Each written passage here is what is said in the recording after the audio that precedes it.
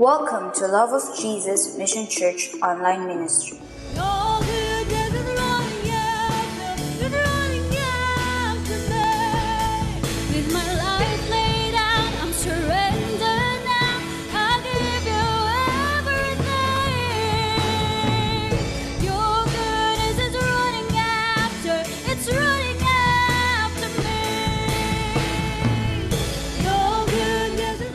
Interested in joining a love group? Follow the link on your screen and fill in your information, and our love group leaders will reach out on you. Follow us on YouTube. All the latest updates, service highlights, and inspiration from Love of Jesus Mission Church. Follow the link on your screen. Find your local church near you. Check out on our YouTube channel. Catch up on last week's message or look through numbers of preaching from Pastor Mario Marsigan. Get notifications when we upload. Subscribe and turn on notifications to get all the latest messages, worship, and updates from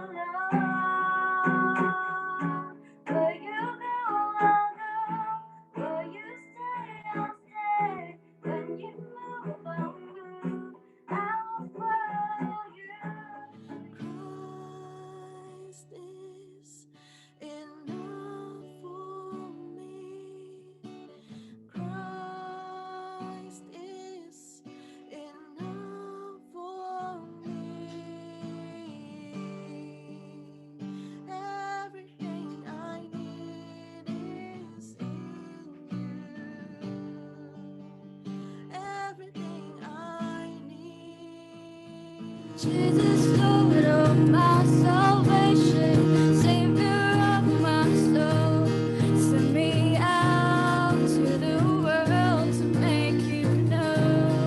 Praise the Lord. Hallelujah. Handa na ba tayong pagpalain? Handa na ba tayong magtagumpay? So, yan po yung atin pong patuloy na tatalakayin. Magandang umaga po, magandang hapon, magandang gabi sa ating mga kapatid dyan po sa Macau, Hong Kong, Italia, Qatar, Dubai, and maging dito sa mga taga-Amerika.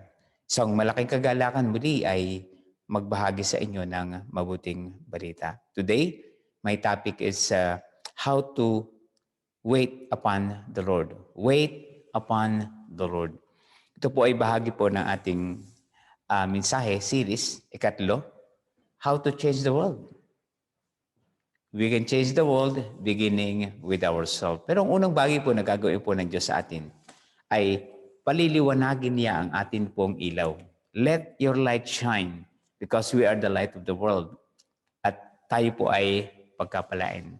So, to live a successful and prosperous life, ito po yung tinutukan po natin. Handang-handa na po ba tayo na mamuhay ng masagana at tagumpay? Kung tayo handa na, so sa ating pagkapatuloy, atin pong tatalakayin po ikatlong bahagi po ng ating message, Wait upon the Lord. Ating verse po ay matatagpuan natin sa Isaiah 30 verse 31. Samahan niyo po ako sa pagbasa. Kung kayo po ay may mga Tagalog na Bible, mas maganda. Babasahin ko po sa English. Sabi po dito, Isaiah 40 verse 31, They that wait upon the Lord shall renew their strength.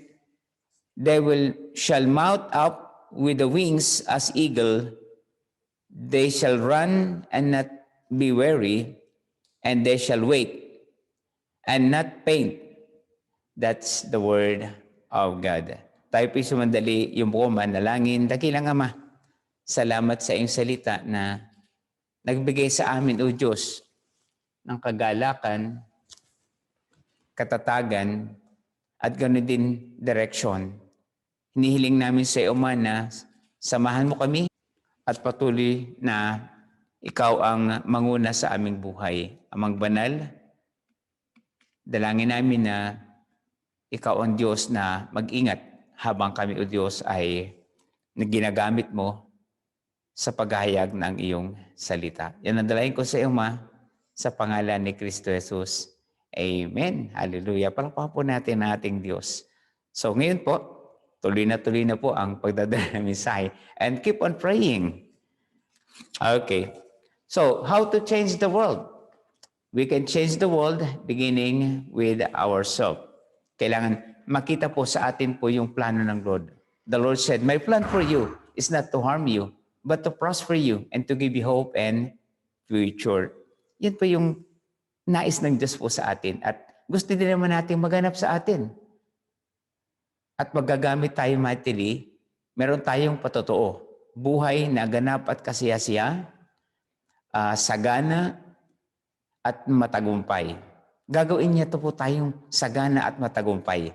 Kasi gagamitin niya tayo mightily at ginagamit mightily. So, habang tayo po ay naghihintay, all we need to do is to focus sa atin pong Panginoon. We need to know how to wait, how to be in the right place at the right time. Yes, nandito na you're in the right place and the right time. But may isa pa pong kailangang ihanda tayo. Kung handa na po tayo, double check. Tingnan po natin kung kaya na ng loob po natin ang maging mayaman, maging matagumpay. Yun po yung topic na aking pong ibabahagi sa inyo. Wait upon the Lord. Bakit kailangan na kahit handang-handa ka ng yumaman, handang-handa ka na magtagumpay, naroon na tayo sa right place and at the right time, bakit kailangan, Pastor, na mag-wait pa sandali?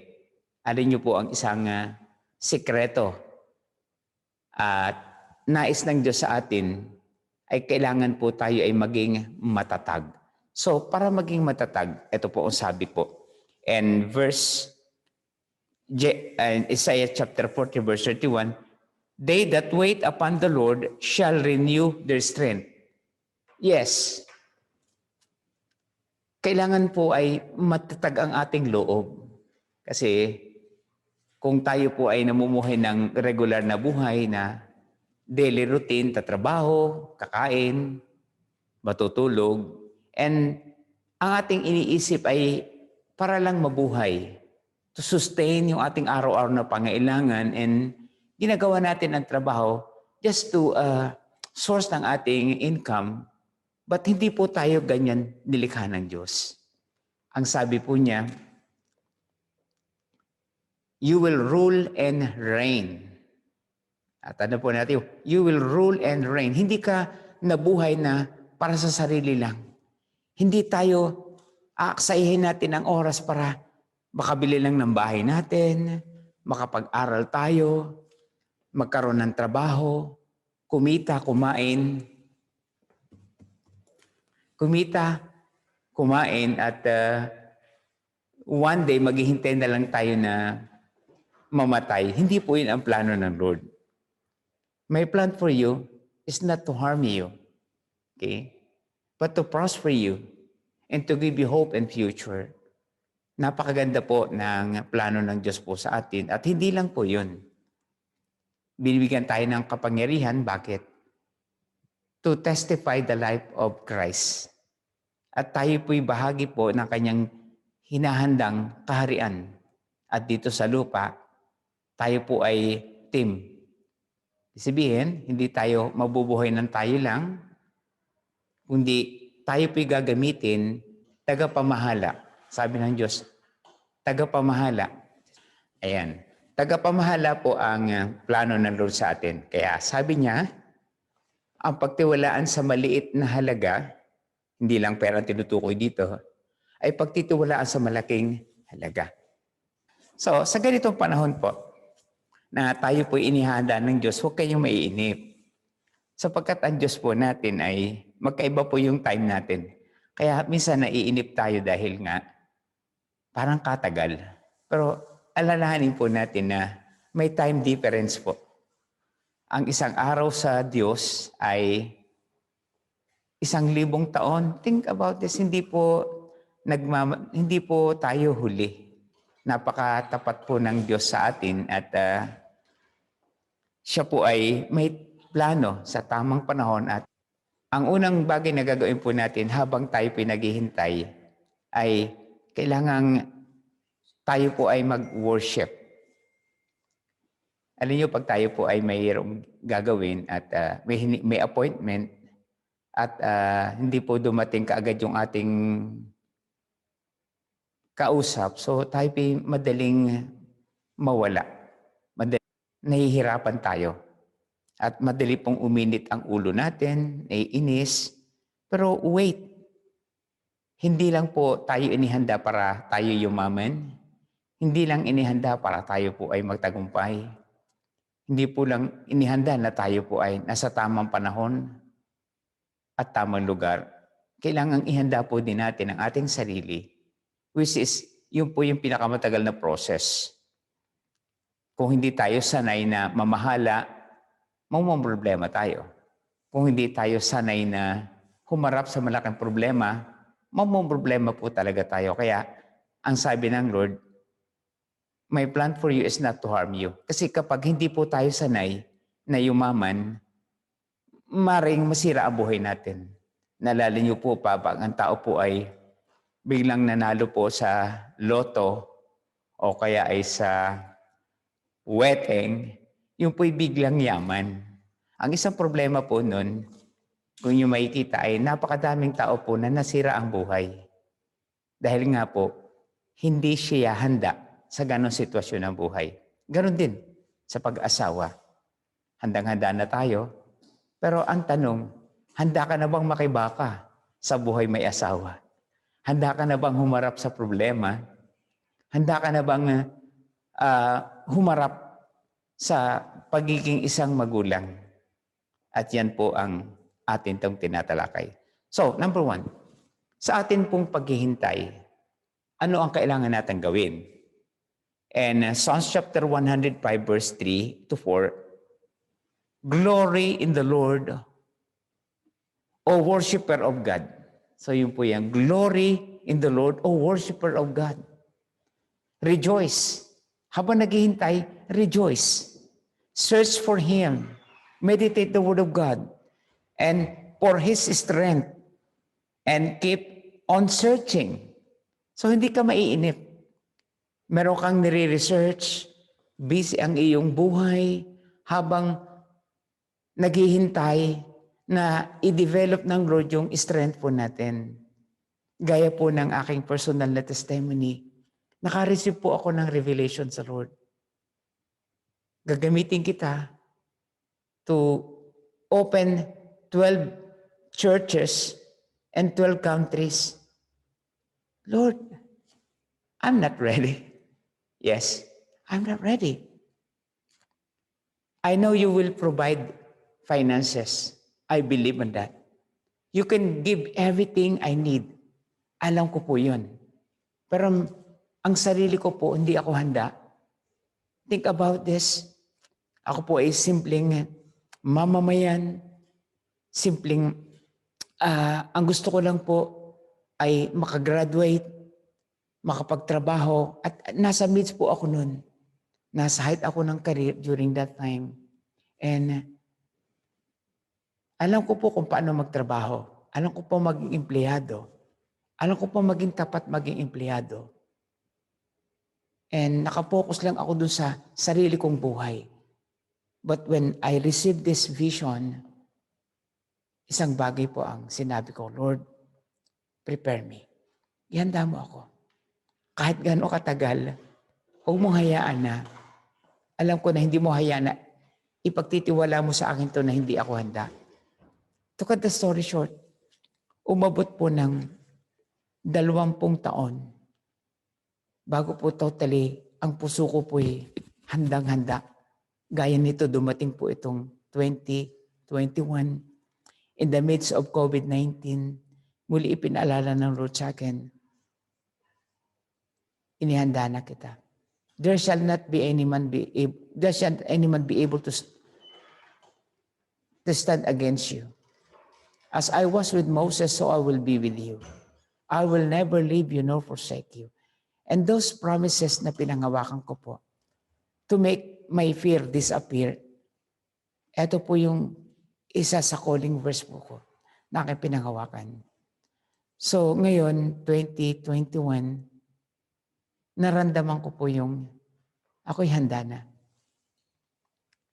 Sa loob po ng 20 taon, tinuruan po at sinupil ako ng Diyos sa pag-uumpisa po ng 5 bansa. Preaching, teaching, traveling, napakaraming problema. Pero lagi kong naalala, inihanda ako ng Diyos. So yun po yung i-share ko sa inyo po.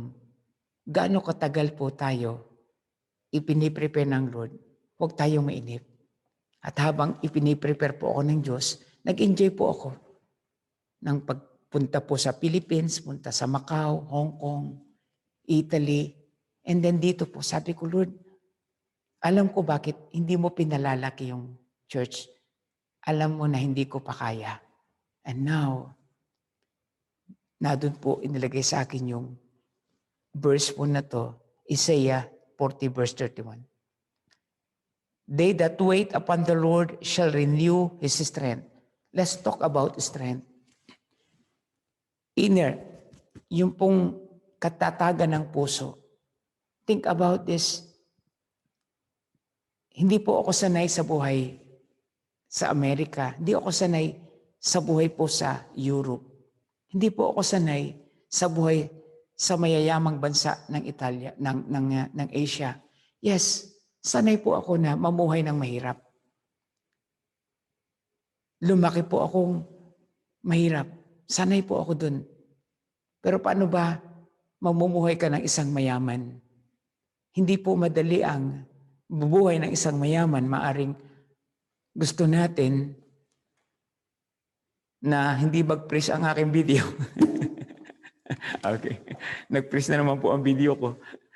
All done. Okay. Naroon po ako itinetestify ko po sa inyo kung paano po ako hinanda ng Diyos. Ngayon, handang-handa na po. Talking about strength, ito pala yung ginagawa ng Diyos sa atin. Ang tanong po sa ating buhay kung, yes, meron na tayong negosyong nakahanda. Ang tanong, handa ka na bang yumaman? Hindi po madali ang buhay mayaman. Marami kayong makakakwentuhan, sasabihin nila, mas mabuti pa yung simpleng buhay. Yes. Pero pag pumasok ka po doon, mahirap nang umalis. Kasi masarap maging mayaman, pero napakaraming responsibilidad. Napakadami. Kaunti na lang yung time na itinutulog nila. Kaunti na lang po yung time na kanila pong pagpapahinga. At ang tanong, handa ka na ba? Yes, handa tayong tumanggap ng pera. Ang tanong, handa ka bang tumanggap ng malaking responsibilidad? Yun po yung malaking tanong. Kagaya din po ito sa pag-aasawa. Handa ka na ba na harapin ang problema? Minsan, sabi po ng mas mabuti pang walang asawa. Kasi nga po, pag nag-asawa po tayo, tatanggap ka ng malaking responsibilidad. Anong malaking responsibilidad? Hindi po yung mga bagay na material. Ang isang mabigat na responsibilidad na inilagay ng Diyos sa atin ay yun pong mamahala po, magpalaki ng anak. Yung pong mag-asikaso po ng kanilang paglaki. Yung kanilang pangailangan, hindi naisipin po natin ay para sa atin. But ang tanong ko po, handa ka na ba? Kahit saang bahagi ng ating buhay, maging negosyo, maging pamilya, maging pamamahala ng isang organisasyon or maging isang missionary. Kaya po, ito po yung unang step na pinapagawa ng Diyos sa akin upang tayo po ay maging matatag at hindi gumibab. Ito po ang ating ginawa. Ang ginawa ko po sa ngayon, hindi lang po ako nagsasanay ng missionary. Yes, ang mga missionary po ay sinasanay. Kasi ganito, halimbawa tayo po ay, the same is true para sa mga negosyante, missionary, mag-aasawa, o whatever, anumang bahagi ng buhay. As focus tayo daw sa pagiging missionary. Yes, sanay tayo na ang pinamamahalaan natin ay isang maliit na iglesia o church. Yes, sanay tayo hanggang sa lumaki po siya, naging malaking church, and then doon lang po tayo. So, ang ating ginagawa, routinary. Preaching, teaching, Bible study, hanggang sa lumaki yung church, yumaman ang mga members, at doon ka lang. Pero ang pagiging missionary, malaking bagay po. Kasi ang unang pagsasanay, sasanayin po tayo na maging matatag. Yung sinasabi ko. Kasi lahat halos ng area ng buhay, ang pagiging pastol, ang pagiging evangelist, ang pagiging teacher, ang pagiging intercessor, and then finally, you'll become church planter. Kasi pagdating mo sa ibang lugar, ibang tao makakasama mo. Kung tayo mahirap, ako sanay sa mahirap. Alam kong pakisamahan na mahihirap na tao. Dahil lumaki po ako doon. How about yung mayayaman? Paano mo sila i-detail? Kaya po, sasanayin po tayo. Pagdating sa lugar na yon, maaring sanay ka na nakatira at nagluluto po sa kalan. Sanay tayo sa simpleng buhay. Ang tanong, handa ka na bang mamuhay kagaya ng isang mayaman? Alam niyo po, hindi po madaling mag-adjust. Ako magkapatotoo po sa inyo, sanay po akong mabuhay sa Kundilabak. Pero hindi ako sanay mamuhay sa Amerika. Iba po ang buhay. Kaya sabi ni Paul, natutuhan ko na ang maging mahirap. Natutuhan ko na din ang maging mayaman. Natutuhan ko na rin ang magutom. Natutuhan ko na rin ang maging sagana. Nagawa niya ito, sabi niya, I can do all things. Sa paano po? Through Christ who strengthened me. Yan po yung tinatalakay ko sa inyo ngayon. So, naisishare ko lang sa inyo dahil it's my personal testimony. Hindi po madali ang mag-church plant sa ibang bansa. Hindi po madali ang makisama po sa iba ang kultura. Hindi po madali ang trabaho po ng church planter na sasanayin mo ang mga tao sa panibagong perspective, sa panibagong pananaw. Hindi po ganun kadali. Kaya po, sasanayin tayong tumanggap ng persecution, sasanayin tayong tumanggap po ng iba-ibang klase na pagsubok at kailangan tayong maging matatag. Naibahagi ko lang po my personal testimony but makaka-relate po kayo sa akin sa buhay na may asawa. Minsan, nag-asawa tayo, hindi pa tamang panahon. Yes, madali po yun. Ang problema ay pag nakapag-asawa tayo ng wrong person, yun po yung masakit. It's better to wait long than to marry a wrong person. So, yun po yung sa pag-asawa. So, pero kung sino man at sabihin natin mali, sabi ng Lord, all things work together for good. Patatatagin ka pa rin niya. Yun po yung number one. Worship, kung anumang sitwasyon, nakalagayan mo ngayon, kay mali man ang desisyon, o nakakita tayo ng wrong person, or na-send tayo na hindi pa handa, just wait upon the Lord. All things work together for good. He will make all things beautiful. Mari sa kalagayan mo, nagtatanong ka, tama ba yung negosyong naumpisahan ko? Bakit hirap na hirap ako? Tama ba yung lugar na pinuntahan ko? Tama ba na nandito ako sa abroad? Tama ba na manatili lang ako dito? Ito yung masasabi ko sa inyo. Ano mang sitwasyon ng buhay po natin, all things work together for good. Paano magiging good? For those who love God. If you love God, gagawin mo number one. Worship the Lord our God, glory to God. Kahit anong problema, give thanks to the Lord, rejoice, and search for Him for His strength. Ang hahanapin po natin, don't blame yourself. Forgive yourself. Patuloy nating bigyan ng pagkakataon ang Diyos na makakilos po sa atin. He will make all things beautiful, not in your time, but in God's time. Amen. Hallelujah. So much for that. Now, if we continue this verse, they that wait upon the Lord shall renew their strength. Yun po yun. Renew their strength. At ano ito pangyayari? They shall mount up they shall mount up with wings as eagle. Now, ito po yung masarap na part. Ngayon, nandito na po ako ngayon. After 20 years ng pag-prepare ng Lord, yes, I'm ready. Alam niyo po yung dinalahin ko sa Lord ngayon. Lord, salamat. Handa na po ang mga missionary. Handa na po ang isi-send. Meron na po akong na-train na mga full-time workers. But sabi ng Lord, wait. Why? Provision. Alam ng Lord na hindi ko maisesend. And alam niyo po ba ang tinanggap kong vision? Nung matanggap ko po yung 12 churches and 12 country, malinaw po sa akin, you need $12 million to finish that mission.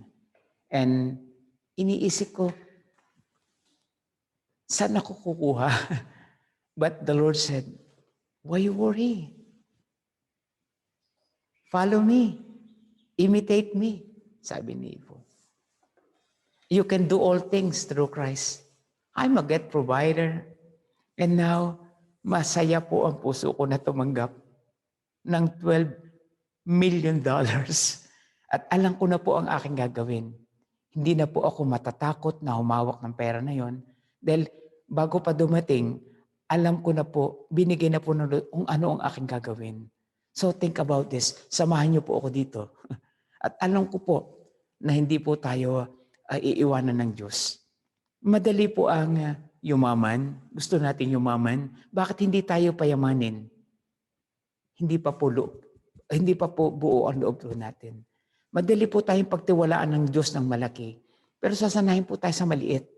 Nag-umpisa po tayo sa maliit na church hanggang sa gradual na pinalalaki niya. Bakit ito hindi pinalalaki sobra? Kasi baka ako po ang umayaw. Lord, ayaw ko na. Hallelujah, sakit ng ulo. Ubos na ang buho ko. Hindi pa matapos yung isang church.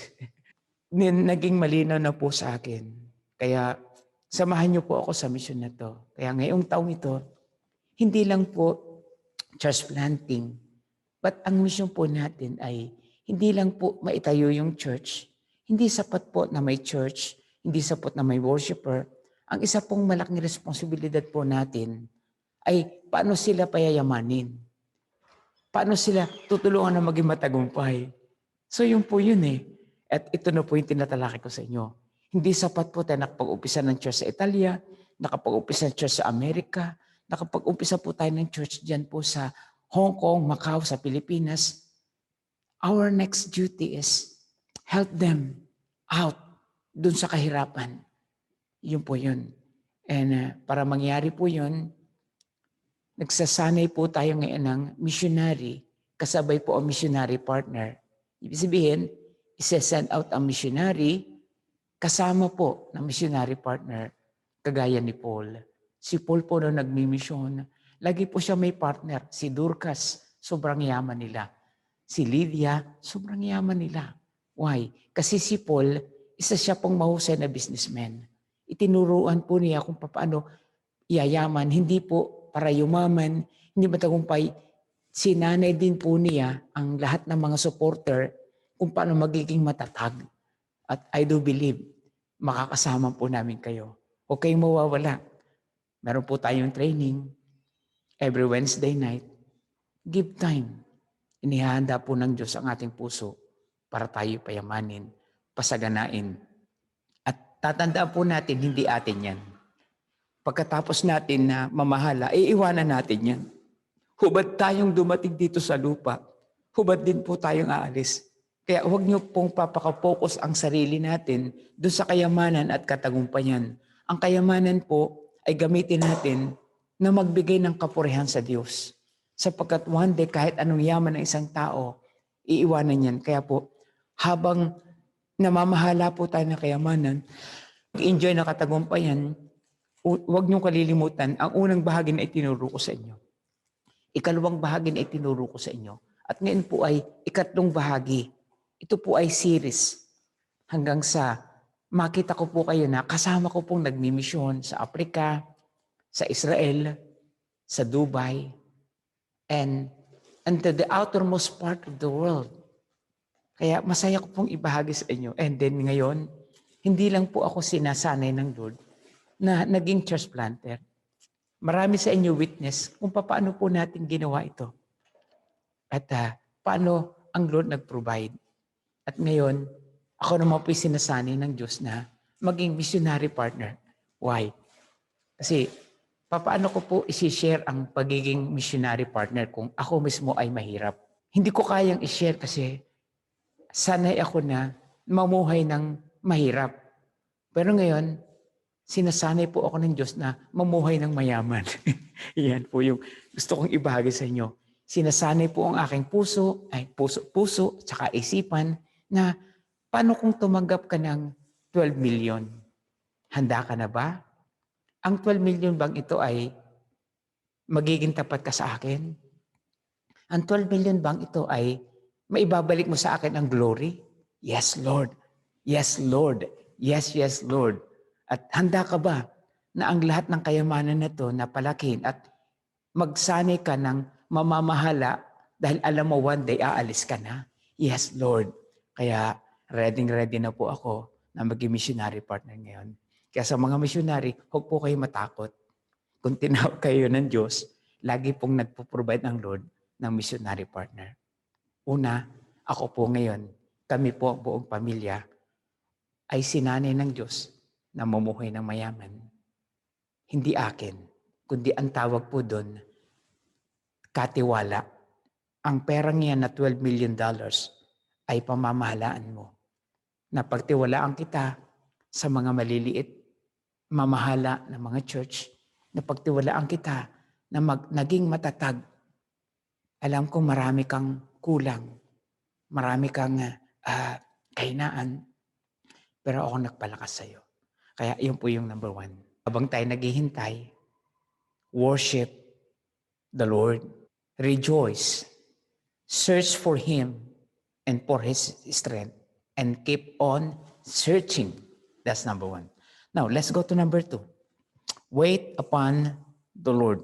So, number two in Ephesians chapter 5, verse 16, redeem the time. Number two is keep yourself busy. Keep yourself busy. Kasi habang naghihintay para hindi tayo mainip, do something. Do something. Habang nag-iintay ka ng bus, do something. Habang nag-iintay ka ng araw ng iyong kasal, do something else. Worship the Lord God. Keep yourself busy because empty mind, okay, is a place for evil. Yun po yun. Redeem the time. Maaring, yes, nasanay ka na mamahala ng pera. Talagang napakahusay mong steward ng pera. Pero hindi po tapos yan. Yes, Pastor, magaling na po akong mag-handle ng pera. Maalam na akong mamahala ng pera. Yes, nakita niyo po, marami akong pera ngayon. Marami na akong ipon. Pero ang isa pong bagay po na nalimutan po natin, maging mabuti bang katiwala ka ng pera? Ang tanong, naging mabuti bang katiwala ka ng time? Maaring marami kang nasayang na time. Mabuting katiwala. Yun po yung isang napakahalaga. Yung time. Binigyan tayo ng certain time na mabuhay. Ang tanong, yes, mapera ka na. Pero yung pera mo, bakit nadyan lang? Nadyan lang sa bangko mo. Bakit yung pera mo, andyan lang sa iyong bulsa? Keep your money, work. Hayaan natin yung pera tumarabaho. Huwag niyong hayaan na tayo ang nagtatrabaho para sa pera. Okay? Keep your money, work. Mag-isip po tayo ng paraan kung paano itong perang ito iikot. Kasi pag ang pera po yung naka-stack, kukunin po ni Lord dyan sa iba-ibang paraan. Yun po yung totoo. Napapasin niyo po natin na kapag tayo po ay regular na ang pera po natin umiikot, maganda. Pero mapapasin niyo, bakit nung mag-ipon kami, iniipon kang pera, na wala, pag tayo nag-iipon ng pera tapos walang purpose, kukuhanin ni Lord yan. Napapasin niyo, nag-iipon tayo ng pera, kung ipon ka ng ipon, one day, may pagkakagastos niyan unexpected. Pero tumbilin ko sa inyo po. Bago niyo po ipunin ang pera, meron ka ng vision kung saan pupunta yung pera and be faithful. Hindi na po yun mawawala. So, makakatulong po sa inyo dahil naranasan ko rin po yan. Makapag-ipon ako ng pera. Ano mo yun? Basta ipon ko lang. Ito po yung malungkot diyan. Hindi po hayaan na ang pera natin ay nakatabi lang. Yung pong pera para ang economy po ay tumakbo, kailangan umikot. Kung yung mapapansin po ngayon, COVID-19, walang kita. Pero bakit? Yung pera naman po dyan sa Pilipinas, hindi naman po nawawala eh. Ang nangyari lang, tumigil ng pag-ikot. The same is true dito sa Amerika. Yung pera naman hindi nawawala yan eh. Yung kayamanan sa daigdig nito, nung nilikha ang daigdig nito, hindi pa nababawasan. Umiikot lang. Kaya lang po, ang economy po ay nasisira. Kaya po ang buhay ay nasisira. Yung pera, hinuhoard nila, tinatago. So hindi umikot. Kaya ang ginagawa po ng government, ipinamimigay sila ng pera para umikot yung pera at tumakbo ang economy. The same is true sa ating buhay. So ang dami ko na pong ibinahagi. Pero huwag kayong mag-alala. I-detail ko ito sa inyo po sa atin pong training. Kaya huwag kayong mawawala. Napakasimple lang po ng atin pong training. May enrollment. Magkukumit po kayo ng $1, €1, and 50 pesos. Pero ito po yung lifetime. Bakit lifetime? Gusto mo bang pagpalain ng lifetime? Commit your life. So, kaya po lifetime yan. Dahil gusto ng Lord, lifetime na tayo'y bless. Kaya lifetime, susuport tayo. Lifetime, bless po tayo. At tayo po, may enjoy natin ang ating buhay sa lupa. Huwag niyo kalilimutan, sigurado po ako sa inyo, na kapag pinalaktis po natin ito, itong part 1, part 2, part 3, magiging masagana po ang ating buhay. Pero huwag niyo kalimutan to give glory to God. Yun po yung napakahalaga. So keep yourself busy. So redeem the time. Hindi lang tayo katiwala ng pera, hindi lang tayo katiwala ng mga anak, hindi katiwala ng kayamanan, but ang number one na tinitingnan ng Diyos. Kung ikaw ay binigyan ko ng buhay dito sa lupa, 80 taon o 90 years, mache-check nyo, ilang taon ba ang iyong nasayang na tayo ay nakaupo lang, naghihintay at walang ginagawa. Kung ititingnan nyo po sa ating buhay, bigyan tayo ng 24 hours a day. Dinivide ito ng Lord into 3. 8 hours magtatrabaho ka. Yeah. 8 hours matutulog tayo. Kita nyo? 8 hours, spend your time with God. Hallelujah. With the Lord. Enjoy, rejoice. Kaya ang tanong, paano mo ba hinati-hati ang oras mo? Marami ka ba na sinayang na oras? Minsan tinatanong na, bakit hindi pa ako i-bless? Inihintay na Lord na maging mabuting katiwala tayo ng time.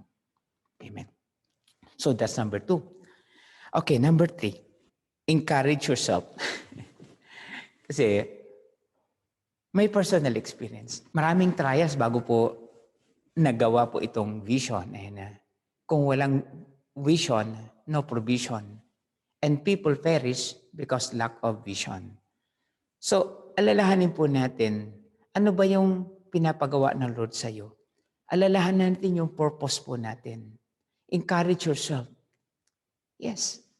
Encourage yourself. Kung wala mag-encourage sa iyo, at yung iyong plano sa buhay na magtayo ng negosyo, maging mahusay na negosyante, ay hindi pa nagaganap ngayon, don't worry about that. Kung tayo po ay nangangarap na tayo po ay maging mabuting katiwala ng isang malaking korporasyon at nakikita po natin yung ating mga unbeliever, bakit sila mayayaman? Bakit itong mga Chinese sa katabi ko mayayaman? Bakit ang mga Korean mayaman? Bakit itong mga taong nasa amin ngayon sa Pilipinas o sa ibang bansa, dayuhan sila, bakit sila pa ang may-ari ng negosyo? Lord, bakit ako hindi? Sila po'y sinanay ng magulang nila. Simula sa pagkabata, ang number one training po sa kanila, huwag mong sasayangin ang time.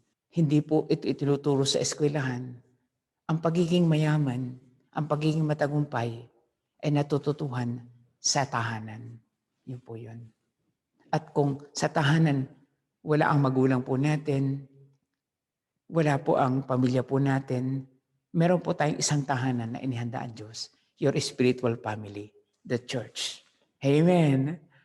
Palakpakan po natin ating Diyos. Yun po yung dahilan bakit may church. Huwag mo sabihin, wala ang nanay ko, wala ang tatay ko, nasa abroad ang nanay ko, nasa abroad ang tatay ko, iniwan ako mag-isa. Huwag ka mag-alala. Andyan ang LGMC, andyan ang GIL, andyan po ang Baptist Church, andyan ang napakadaming church. Sinasabi ko to sa inyo na hindi lang po LGMC ang pwede niyong puntahan. Napakadami pong mahuhusay at magagaling na pastor sa katabi ninyo. Pumili na kayo ng aling gusto niyong pamilya. Hindi ka magiging orphans. Yun po yun. Kaya encourage yourself with the promises of God. Yan. Purpose of God. Naalala po natin yun. And the paraclete of God. Alam po natin na kung tayo man ngayon ay, sa oras ngayon nakikinig kayo na parang wala nang pag-asa ang buhay ko.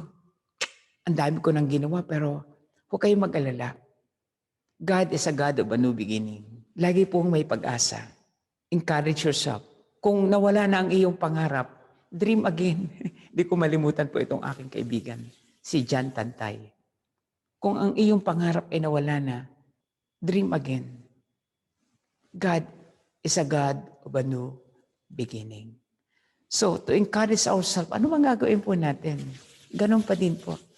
Meditate the Word of God. Balik tayo dun sa una. Meditate the Word of God.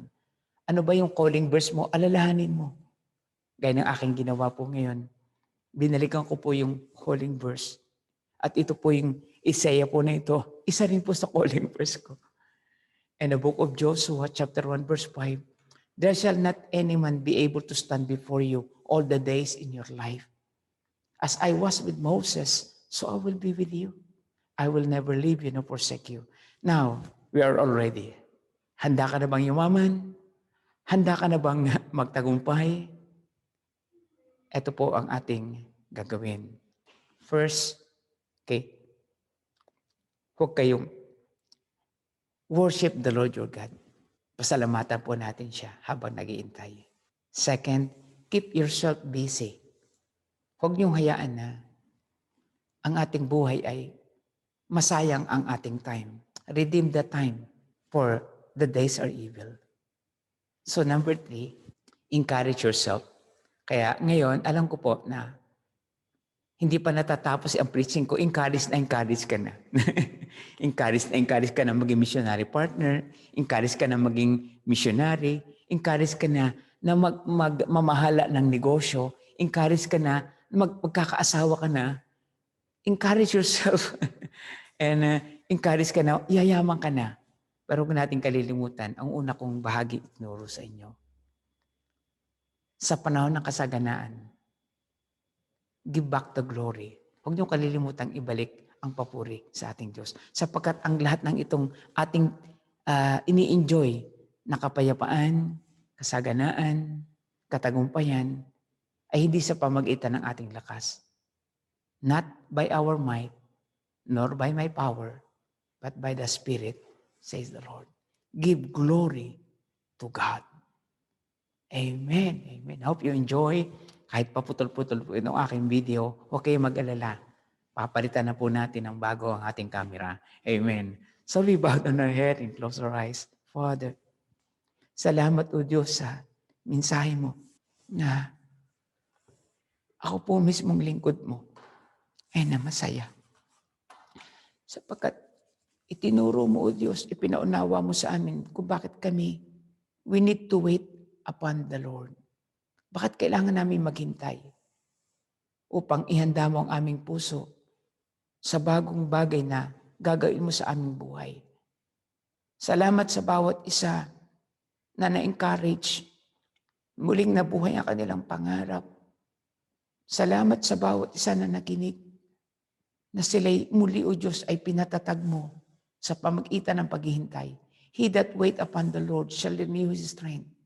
Magiging kagaya ng agila na hindi na mapapagod ng paglipad. Sila'y magtatrabaho na hindi napapagod because it is not by our might nor by our power. Salamat din, Ama, sa buhay ng bawat isa na nag-commit ngayon to be part of this mission, world mission. We pray for Israel, O God. Dalayan ko sa iyo, Ama, na marami po kaming makasama to share your word kung saan nag-umpisa ang gospel. Pagpalain mo ang bawat isa na may desire sa puso nila na maging bahagi, even missionary or missionary partner. Hayaan mo din, O Diyos, na sila magkaroon ng time na sanayin at ang iyong lingkod ay masayang magsanay. We will work together. We can change the world beginning with ourselves. Salamat sa kasaganaan. Salamat, O Diyos, sa katagumpayan. Salamat sa katalinuhan, kaunawaan, na meron kaming kapayapaan na mamuhay ng isang ganap at kasiyasiya habang nasa daigdig na ito. At alam namin one day, kami pupunta sa iyo. Dalayan ko sa iyo, Ma, na maganap ang iyong pangako sa amin, na if you believe in the Lord Jesus Christ, you shall be saved in thy household. Salamat sa kapangyarihan na binigay mo sa amin at pagtitiwala na ipakilala ka sa buong mundo. Huwag mo kami iharap sa mahigpit na pagsubok, kundi ilayo mo kami sama-sama. For thine is the kingdom, thy power, thy glory, forever and ever. Ang lahat na pinagtagumpay ng Diyos ay magsabi na malakas na, Amen! Hallelujah. God bless you. Jesus.